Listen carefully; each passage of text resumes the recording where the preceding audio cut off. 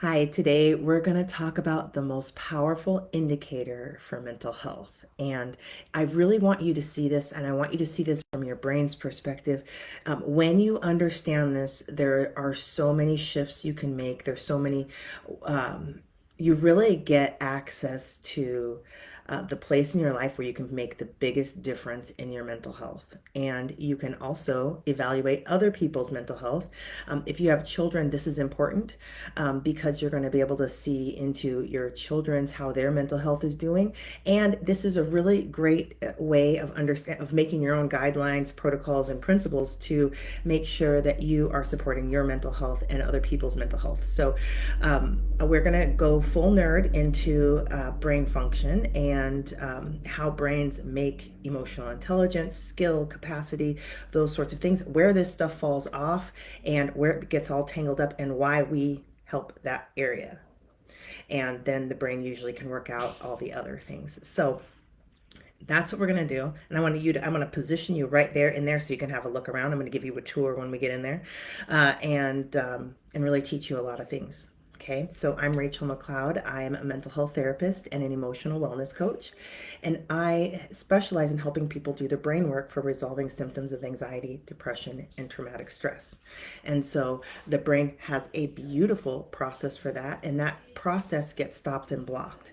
And when that happens, the brain isn't resolving our symptoms for us, and they actually get backed up and gather and grow and all those things. But the simple solution is really getting that process unblocked and moving again. And so that's really what I specialize in doing. That's why the interventions I rely on are really focused on unblocking that part of the brain. So I really do a lot of different interventions like emotional freedom techniques, thought field therapy, energy medicine, and EMDR. All of these are body based interventions because we're actually using the body to talk to a specific part of the brain that doesn't listen to logic or reasoning. You can't talk to that part of the brain and influence it, but we do want to influence it to let the healing process roll. And it is very easy to influence, it's very quick. And so we can get a lot of results really quickly, much faster than we can without involving that process or like we used to do in traditional talk therapies. So with this new way of working with the brain, we're just really amplifying people's wellness much faster. And so anyway, that's a lot of fun. I can nerd out right there for a while, but let's get on topic. So okay, the most powerful indicator of mental health. Okay, I want you to see and understand that there are 4 levels of competence. Here we go. That's the word I'm looking for. There are 4 levels of competence. Any skill, capacity, function, anything in here is going to go through 4 levels of competency. First, we're going to have unconscious competence. Then we're going to move into I need to hook my brain back up, guys. I'm sorry. Let me just do this real quick and take some deep breaths. My brain wants to not find words for me. This is a little brain puzzle that brains have to get organized to solve. And so it has to figure out which fingers are on which side. But that usually resolves this issue for me. Okay, so I want to take you, let's go back on track here. I want to take you to the place right where mental health goes wonky, and so we're going to look at it in the 4 competences. Your brain is constantly trying to make your health and wellness. It's trying to constantly help you build skills and wellness and help you thrive. It's trying to continually build your ability and your capacity to be flexible and adaptive and grow. There are so many things your brain is doing behind the scenes. And it goes through 4 steps of this for every one of those things. And so let me give you a tour of them. I'm gonna write it down here. I wrote it down. I drew you a picture already. Okay. The very first stage is unconscious incompetence. Okay. There. I said it right this time. Unconscious incompetence. I didn't write it down right though. Okay. Unconscious incompetence. This is the land of you don't even know what you don't know.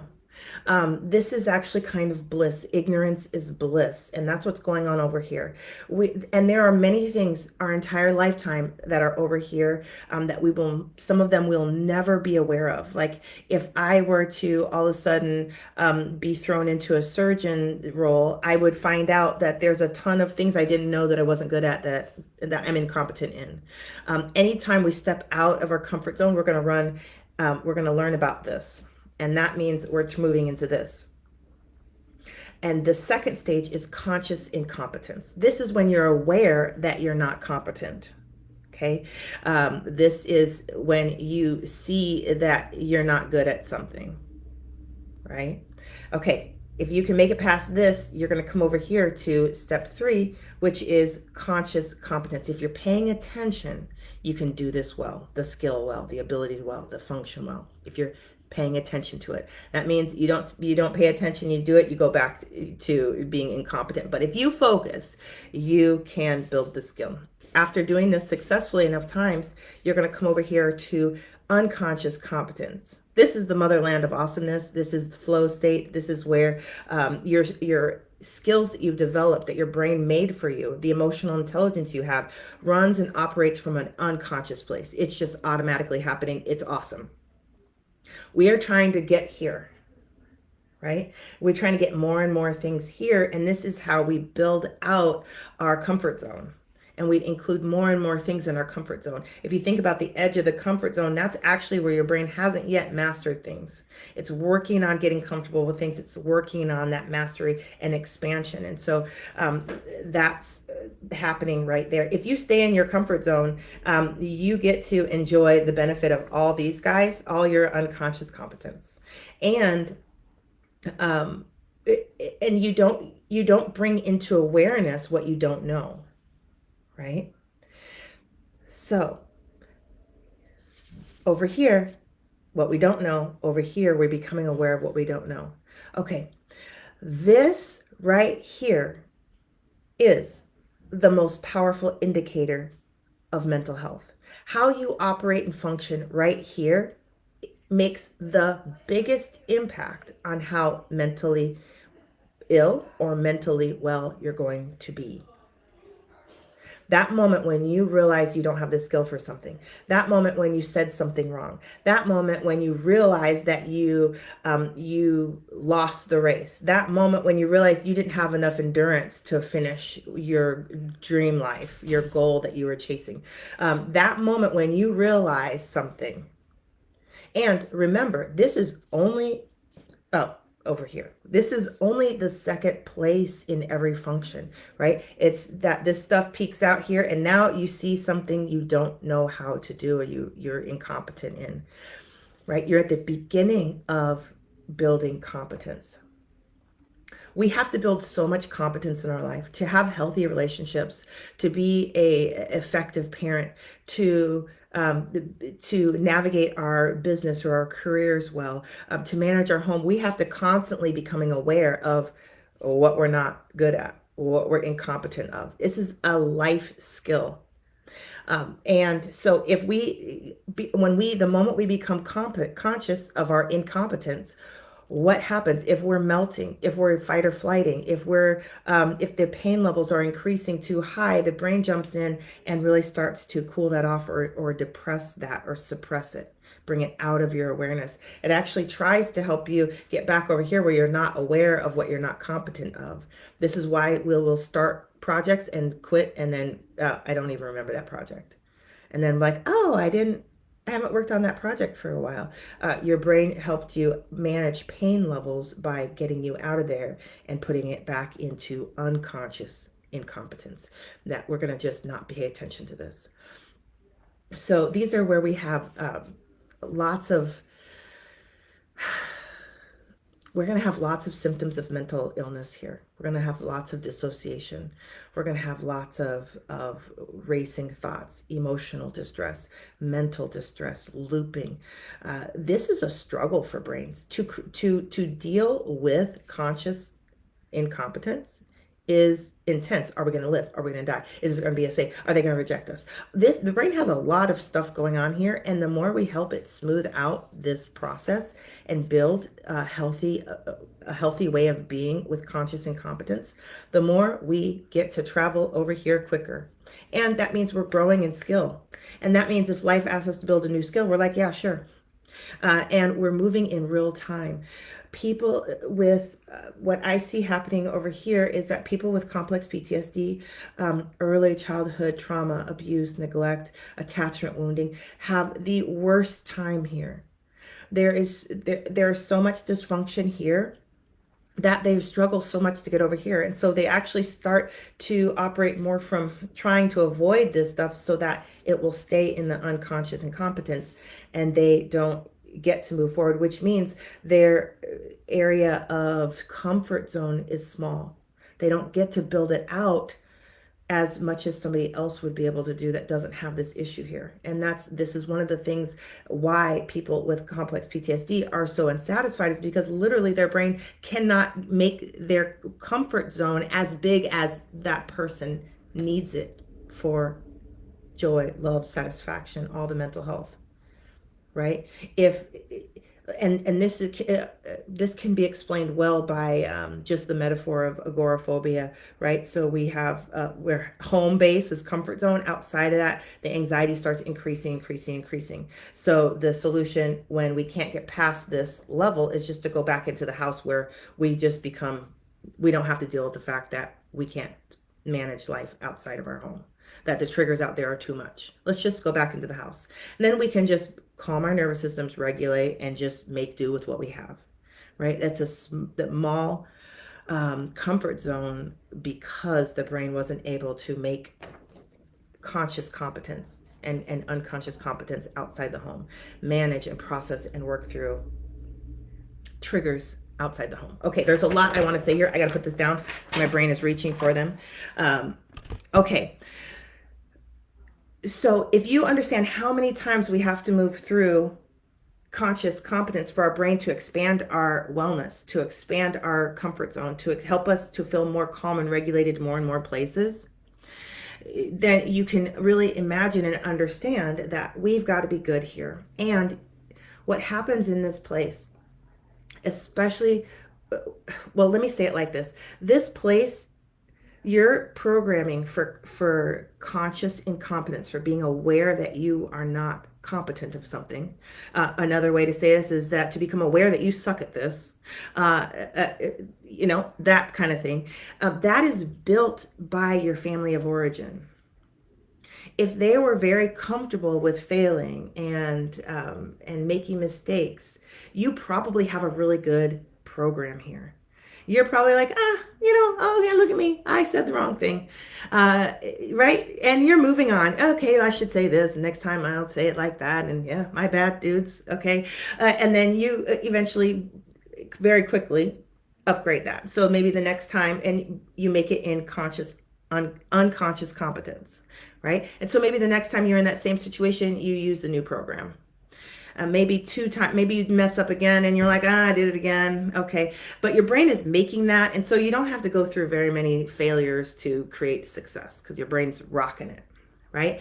But if you grew up in a family where success meant that people would abandon you, reject you, cry, be in astronomical levels of pain, you learn that it really wasn't okay to make mistakes.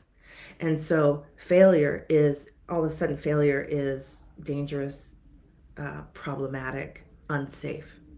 And so your programming here is really, we can't be in here. We can't afford to make mistakes. So we're not in here and we don't practice. Or if we get in there and we're like, we have to build this skill and we're going to have to fail. What happens when we fail is so bad. It's a spiral downward and we're going to our core levels of distress, of existential crisis. Do I even belong here? Am I worthy? These types of things. And the more we're going to the core, it indicates how unwell that programming is. And so this is the spot that I spend the most time cleaning up with people. Because if they can build healthy wellness right in here, if they can build a healthy failure program and I suck at sucking program, or no, that I don't. If we can change and transform I suck at sucking into failure as part of my health and wellness program, and I'm good at that. I'm great at failing. If we can change that, then what happens is that people just move along the process, and they'll move along the process easier and easier and easier. What happens over here is, if this programming is terrible, we're going to go from here. We're riding high because we don't know that we're incompetent. And then the next thing you know, we're coming over here and we're tanking. And right, we talked about the existential level of crisis over here. And this happens. This is what a lot of suicidality is about. Is that people's programming is here is so bad that they're just bottoming out, and the longer we stay here, the more depleted we're getting. We're not doing that. We're going to clean this up, and we're going to start, and what will happen is you'll watch your brain build more and more competence, and so it'll get higher and higher, and we'll run it again because life makes us run it again, and oh, I only dropped halfway this time. Winning. This is winning. You're sucking less at sucking, okay? And so, but right, but this is a roller coaster, and really what happens here is people say, well, I'll be happy, I'll stay with myself and I'll be worthy when I can be really good at it. When I've mastered all this, then I'll be happy. But that's not how it works. You actually have to be happy with yourself here in order to build that health and wellness, right? That's like two opposite polar ideas at the same time. Sucking at something and being happy with the self, right? And brains are great at doing two polarized things at the same time and making synergy between the two things. And so that's a brain function thing. We need your brain doing it, and it will. Brains are great at this if the brain is in that processing state I was talking about. If the brain is not in that processing state, if that process is shut down and blocked, we're not going to see progress here. And every time we get here, we're going to be stuck here until our brain shifts us back to unconscious incompetence. And this is why we're delayed in many functions. This is why I talk about that people, the more you're pervasive, your symptoms of complex PTSD, anxiety, or depression, then the more you haven't been able to develop. You're undeveloped or underdeveloped. And that's just because our brain can't get through this process. And it hasn't as much. And that's why I have people really doing specific exercises to build this process, this programming out, and to walk their brain through this process over and over again. Because we're building tons of mental health skills, and your brain, it's time to cook. You haven't been able to walk through this process because your processor got blocked right here. We're going to do it now. Let's go. And this is why I have people do tons of brain push-ups right here, because we need your brain developing. I want you to go through your life at full development. I don't want you to show up to areas of your life that are so important and valuable to you undeveloped.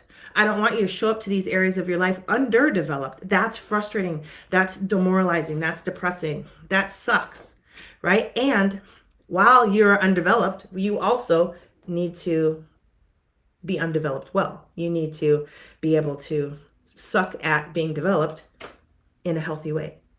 Okay? So we can acknowledge that it sucks, but we also need to show up well. And I want to talk about what showing up well looks like. Let me I'm going to contrast this. Okay, showing up not well.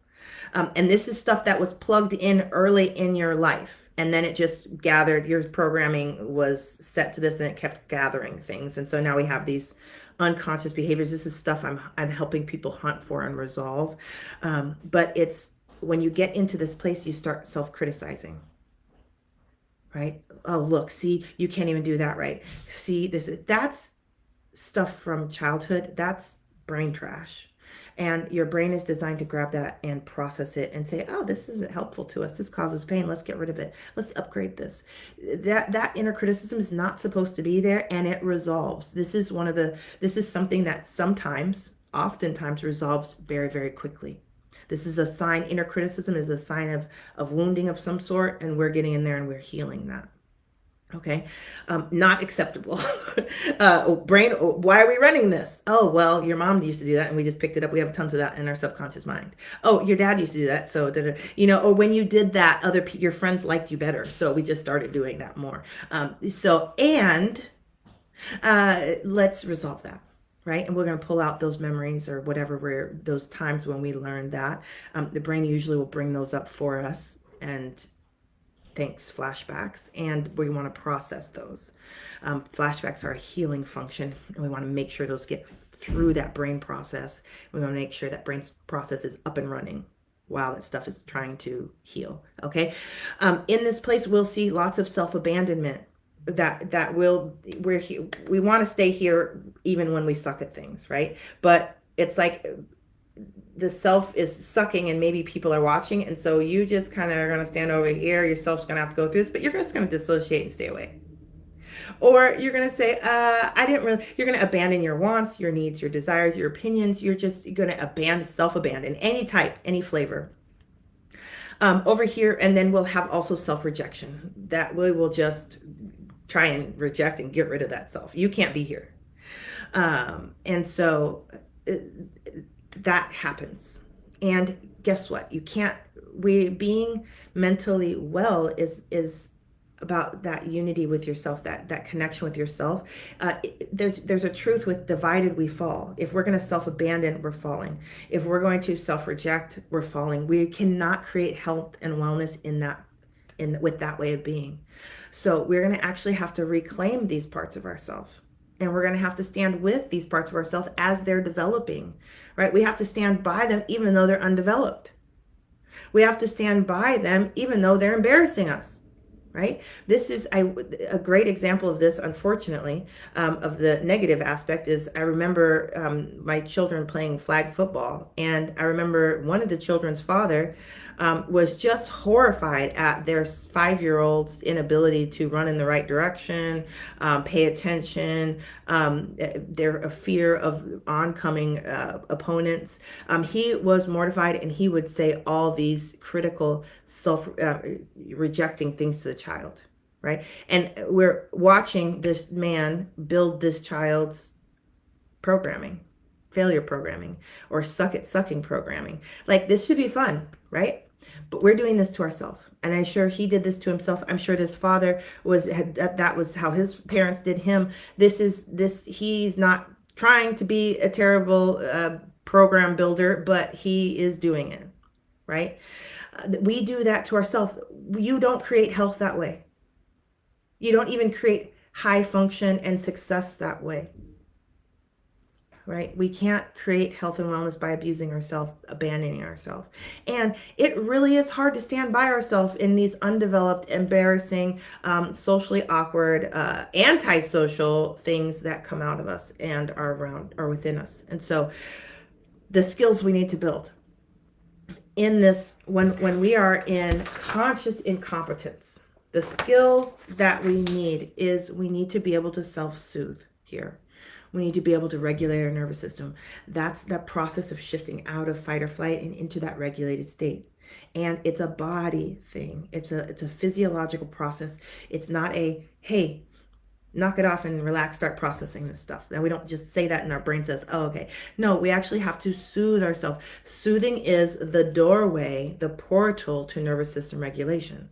Right? There was a lot of wisdom to us sucking our thumb when we were little, or your fingers. I don't know what you had going on, or rocking. We were actually working with the survival system part of the brain in its native language, and that part of the brain never grows up, right? And so when we're in this spot, with whatever skill we're building, we want a ton of self-soothing.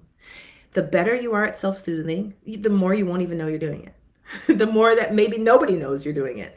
And it can be very subtle, and your brain is able to walk the path of self-soothing on its own in electrical ways. And I think I should make a whole video on that. That is a really cool thing. we'll talk about that later. But self-soothing, right now, this is where I guide people to use specific interventions that we've tested in advance to starting this work to make sure that these interventions are matching to their survival system, that their survival system receives the information we are sending it, the safety signaling, and it's shifting into processing mode. You can see evidence of this. I have a free training where I teach my 3 favorite interventions for this, and a training to show you what you should see if this is working for your brain. And so we trial this in advance. And so when we have one on that works, we use it a lot because we want to send tons, we want to influence your survival system out of reaction, fight or flight, and into processing. We need to spend that time in processing because your brain actually has skills, functions, capacities, abilities to build. Right? We're not just talking about getting rid of symptoms, which over when we make that shift, our brain is resolving the symptoms. However, there's other things the brain needs to do, and we need to hold it in that position to give it time. And in the beginning, when you start this work and you're super dysregulated, like your disorder is out of 10, 11, 9 out of 10, you're going to just work this a lot.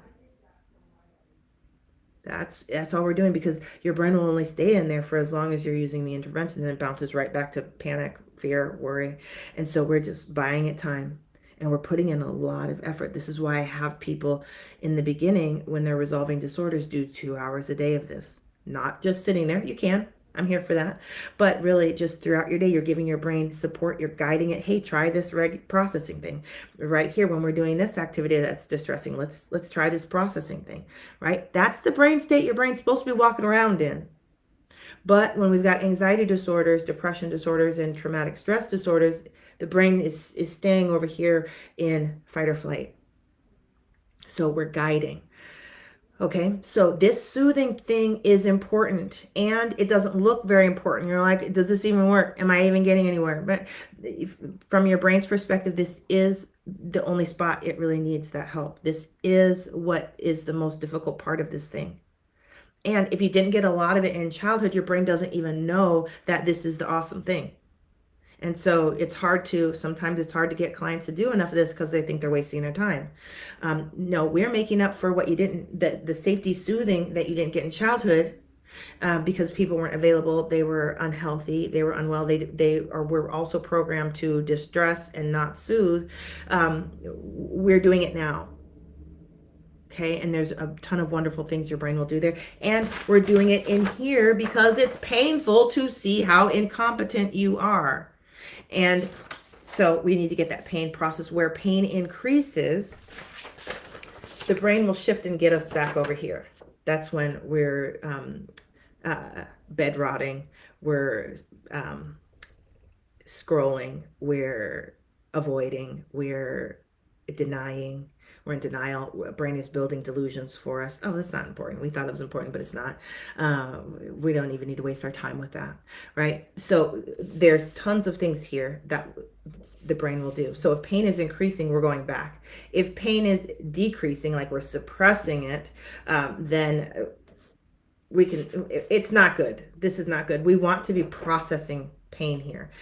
Pain is actually, this kind of pain is information that your brain will be using. It's the raw material that your brain will be using to create your health and wellness. It is just as important as happiness and joy as far as building your life of your dreams. And so, but we need to get that moving well through your system. Brains make our health and wellness and mastery with our positive and negative emotions, our positive and negative experiences. So we need to make sure they're processing. We don't just want to be suppressing them or running from them or getting so distressed. Okay, that's why we go slow in there and process, because that's really, it'll go fast. Go slow to go fast, right? So we get in there and process. We want to see a lot of self-support in this place. If you're abandoning yourself, you can't really support yourself. So I need to get you back in there and support yourself. There are so many skills in here. I could make a video in and of itself on self-support, so I'm not going to do that here, but we want to see that this is stuff I'm checking. When we get into incompetence, I want to see, are we self-soothing, self-supporting? In here also, we want to be self-accepting. This takes some time. Acceptance is a pretty big brain concoction. And if you are at self-acceptance in this spot, you are close to moving to conscious competence and unconscious competence.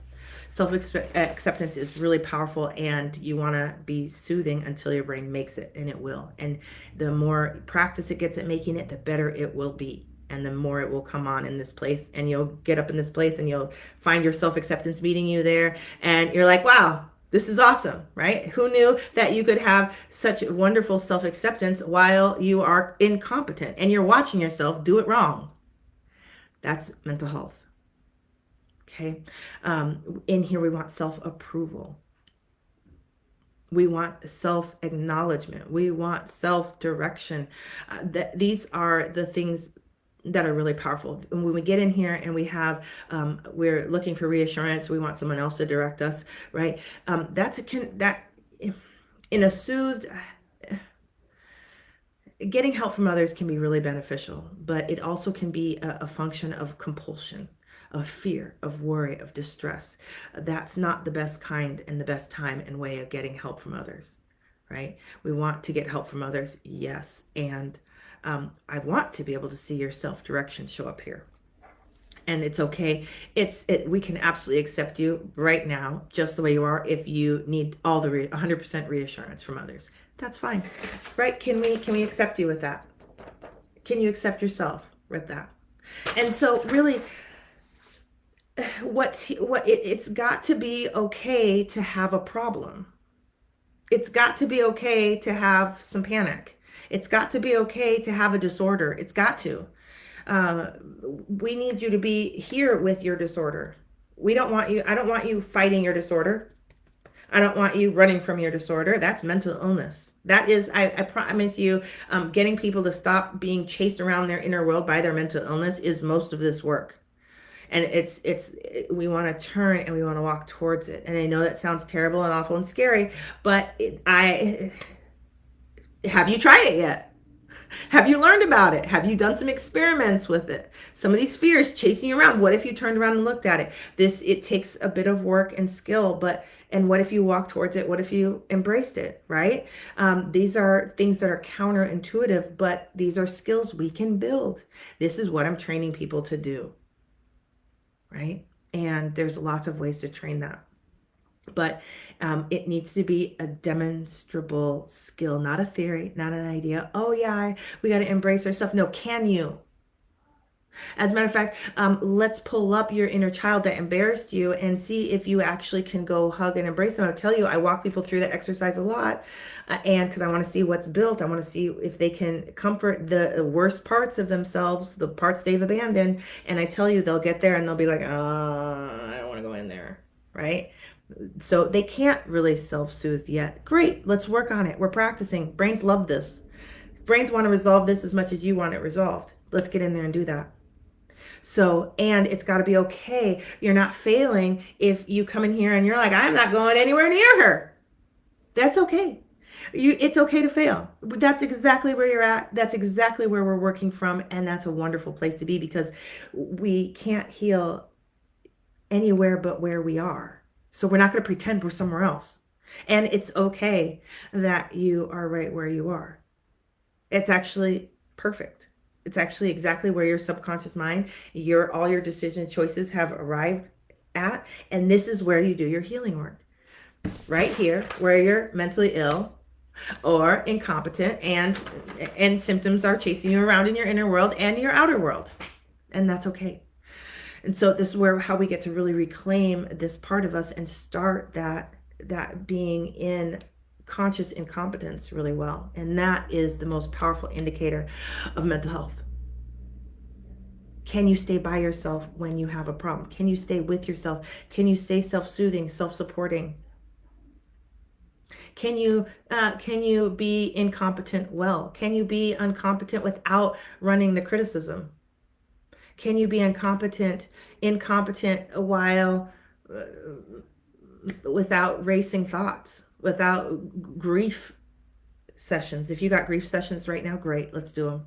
Pity parties, grief sessions, sorrow, self-sorrow, all those, let's do them.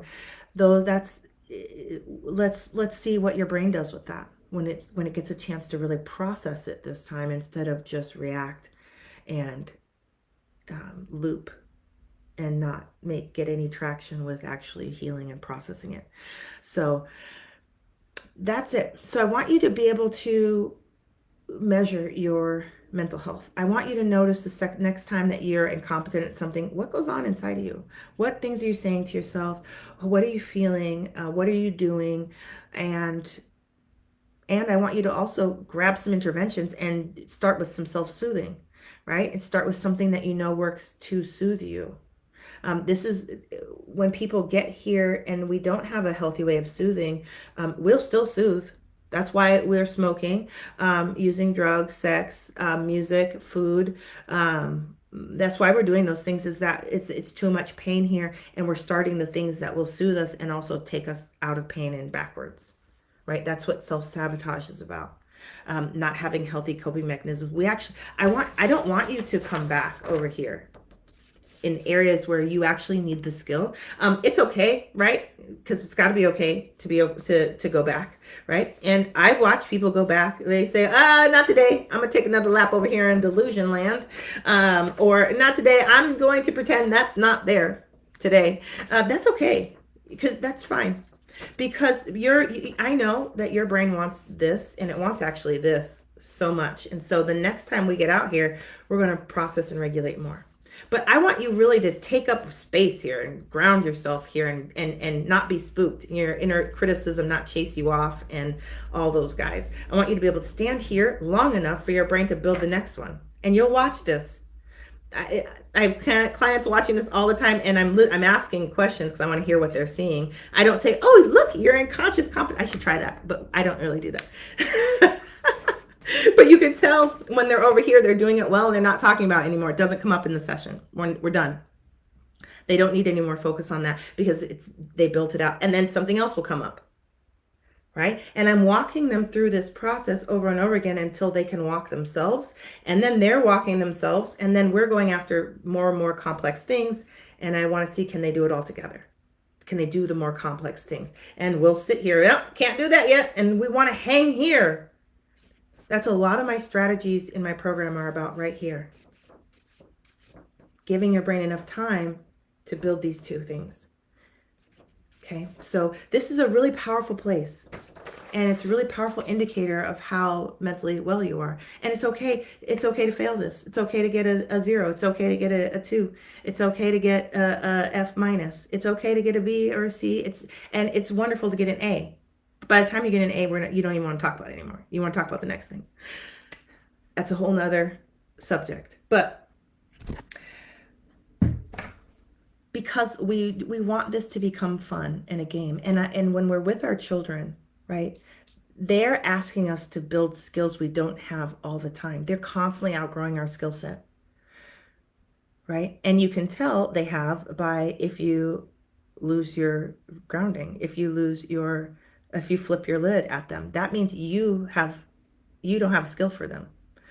If you're screaming at them, yelling at them, they're asking for more skills and you have more capacity, more stuff. They're asking you to build that.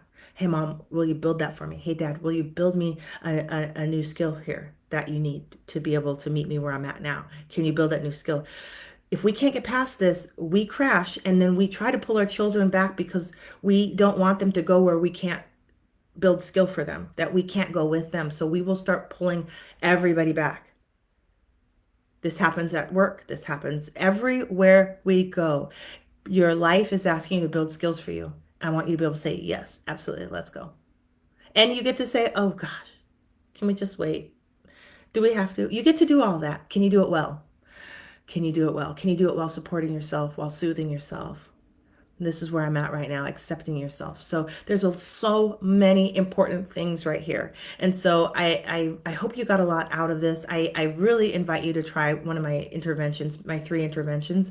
Let me teach you those so you can learn this new way of talking to your brain and supporting your brain in this way that it needs so much help with. And so, and then if you find an intervention that matches, I then invite you to take the next step with me and let me walk you through specific brain exercises. I have a program, an 8-week program where we help your brain rebuild health and wellness and resolve symptoms at the root in 8 weeks. And so, and I teach you so many skills, so many strategies. And not only do you resolve symptoms, but you're better trained in this than most therapists in your community. So I want you to have these skills. I want you to have high level skills so that when you're working with yourself, you are helping yourself. You're supporting yourself so well. And that doesn't mean you don't have to work with anybody. That's not saying any of that. You can get as much support as you want, and it's wonderful. We heal so well when we get the support we need and an abundance of support. And so the more support you get doesn't mean that you're not going to do it yourself or you're not going to build your own muscles. We're designed to receive support. So it doesn't have to interrupt anything you're doing, but it can definitely add a new level of health and wellness to you as you're building out these skills, learning how to increase your ability to soothe and support yourself. And then you really can watch your brain build unconscious competence in so many ways. So thanks for hanging out with me. Like this video, subscribe, share it with your friends, and I will see you next time. Take care. Bye.